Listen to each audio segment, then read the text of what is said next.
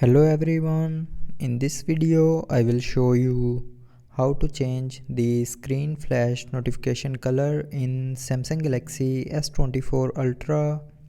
So before starting the video, don't forget to subscribe the channel and also press the bell icon. So first of all, open settings.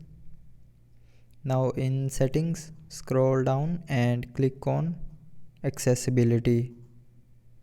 Now in accessibility, click on advanced settings and then click on flash notifications.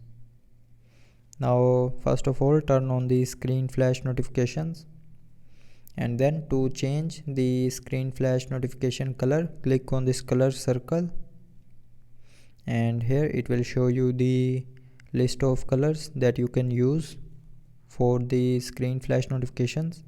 So just simply tap on a color to select, and after selecting color you can also check the preview of the color.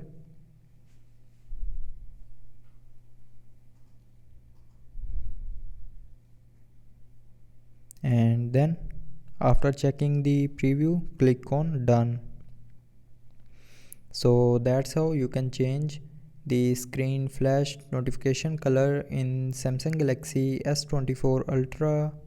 So I hope you liked the video. Thanks for watching.